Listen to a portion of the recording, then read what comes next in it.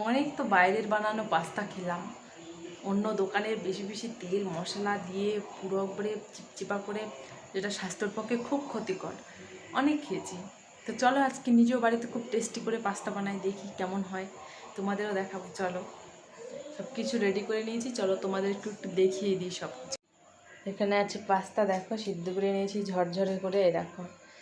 আর এখানে দেখো বিনস কেটে নিয়েছি, কাঁচা লঙ্কা, পেঁয়াজ কুচি, আর এখানে হচ্ছে রসুন কুচি। আর এই যে এখানে দেখো অনেকগুলো গাজর ঝুড়ি ঝুড়ি করে কেটে নিয়েছি। আর এখানে লবণ হলুদ, আর এই যে কালো জিরে ফোড়ন দেবো। আর এখানে একটু দিলাম মিট মশলা। চলো এটা দিয়ে আজকে রান্না শুরু হবে। দিয়ে দিলাম একটু কালো জিরে ফোড়ন, ঠিক আছে।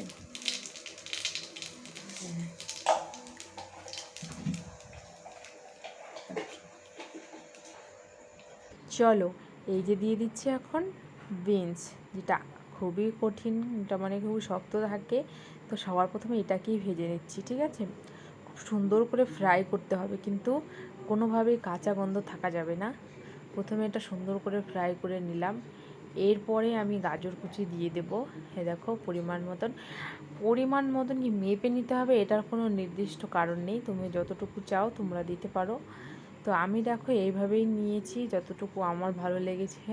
সে আবার পাস্তার মধ্যে বেশি অতিরিক্ত সবজি হয়ে গেলে ভালো লাগে না আমার কাছে খেতে, তাই জন্য আমি এতটুকুই নিয়েছি। আর দেখো কোনোভাবেই কাঁচা গন্ধ থাকবে না, সেইভাবেই ফ্রাই করে নিয়েছি।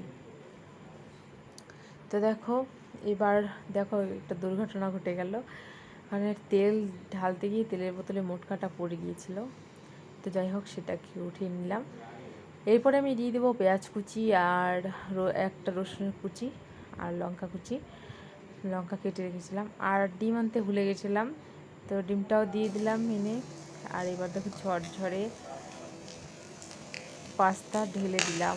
ও দারুণ লাগছে দেখতে, ঠিক না বন্ধুরা? এরপরে দিয়ে দিলাম স্বাদ মতন নুন, তারপরে আমি দেব স্বাদ মতন হলুদ। এবার এখানে আমি লঙ্কা গুঁড়ো অ্যাড করিনি, কারণ আমরা শুকনো লঙ্কা খুবই কম খাই, অ্যাভয়েড করে চলার চেষ্টা করি যতক্ষণ না খেয়ে পারি। তারপরে দিয়ে দিলাম মিট মশলা। এবার দেখো নেড়ে চেড়ে প্রায় হয়েছে। এবার তোমাদের একটা মনে প্রশ্ন থাকতে পারে আমি পাস্তাটা কেন ঢেকেছিলাম। তো ভাজা অবস্থায় পাস্তা ঢাকলে না, পাস্তার উপরে একটা সুন্দর ফ্রাই হয়, সেটা খেতে সত্যি অসাধারণ লাগে। তোমরা এইভাবে একবার বানিয়ে দেখো, বাড়ির লোক বলতে বাধ্য, তোমার হাত চেটে দেবে, তোমার বাবা মা যেই থাকুক না কেন। দেখো আমার রেডি হয়ে গেছে, কেমন হয়েছে রিভিউ দাও। খুব সুন্দর হয়েছে না বলো?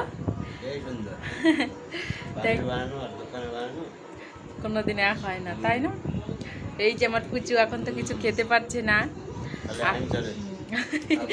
আর কয়েকটা দিন বড়, তারপরে ওকে সব করে খাওয়াবো। টাটা, পরের ভিডিওতে দেখা হচ্ছে।